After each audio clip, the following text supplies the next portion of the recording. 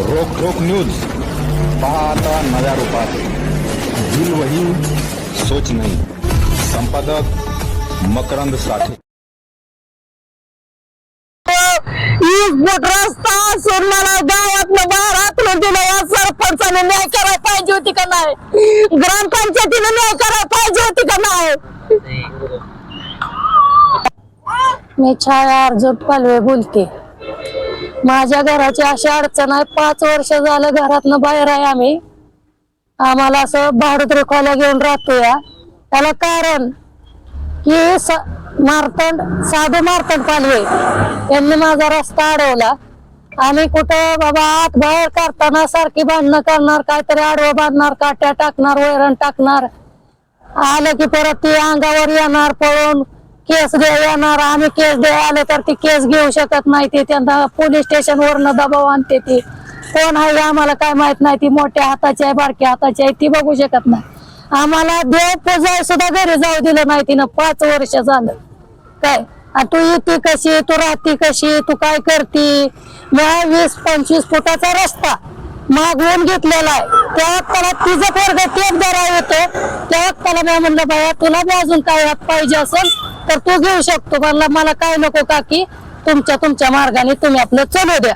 आणि परत आम्ही डोप्याकडे गेलो, सालगुड्याकडे गेलो, परत पुढाऱ्याकडे गेलो, पोलीस स्टेशनला आलो, ग्रामपंचायतीला गेलो, अर्ज दिलं, ग्रामसेवकला अर्ज दिलं.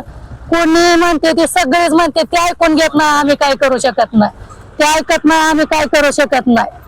असा विषय म्हणजे आम्ही जायचं कुठं तर आमचा निर्णय असा आहे की जेवढा रस्ता आम्हाला दिलेला आहे ते रस्ता आम्हाला मोकळा करून देऊन आमचं काय असेल ते आमचे आम्हाला रिकाम करून आमचे आम्हाला आजच्या आज द्यावा किंवा 4 दिवसांनी द्या, 8 दिवसांनी द्या.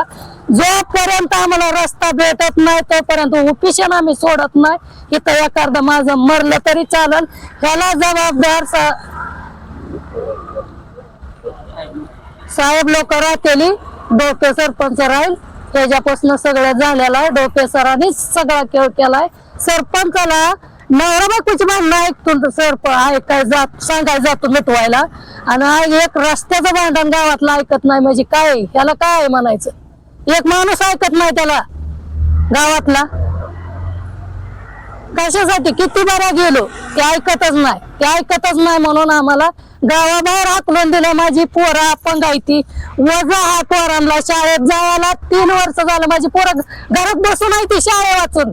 आम्ही रानात राहतो. या माझ्या पोराला त्या काही एक पोरगी अपंग आहे ती. दप्तर तिला झेपत नाही. इकडे तिला दप्तर झेपत नाही. पोरगी मी घरी बसवून ठेवली. या तिला दप्तर जाते का इतक्या लांबनं? इतकी शाळेची सोय असताना माझी लेकरं वाळवंटी येते माहितीये का? एक एकीकडे राहतोय, एक एकीकडे राहतोय, मी एकीकडे राहते. तरी पण या गावाने न्याय केली नाही. पोलीस स्टेशनला आम्हालाच भांडण करून त्यांनी आमच्यावरच केस दिली. आणि आम्हाला हे रिकामे राहिले की आम्हाला हिंडायला लावले. काय कारण आहे याला? 4-5 वर्ष झालं आम्ही असा रस्त्यावर असल्यावानी. आता बोलते तर माझा अंतर तर कापतोय किंवा मला हृदय खर्च 1000 आहे. कोणाला म्हणलं घर गेलं तरी चालेल पण तुम्ही बांधू नका. मी मेल्यावर त्या घराला काय करायचंय? घराला काय करायचंय? तुम्ही घर सोडा पोरानो. मी रात्र अशी बसून 4 दिवसात घर सोडून 1.5 महिना मी तिथं होती. एक सुद्धा निर्णय करायला नाही भांडणं झाल्यापासून. एक सुद्धा मी म्हणलं मी घेतोय का तुमच्या घराला करायचंय? आपलं सरळ कुठं मी भाडुत्री खोली घ्या आणि राहावा. म्हणून आम्ही घर सोडलं. तिच्याबरोबर आम्हाला रोज भांडाय त्यांच्या बरोबर ताकद नाही.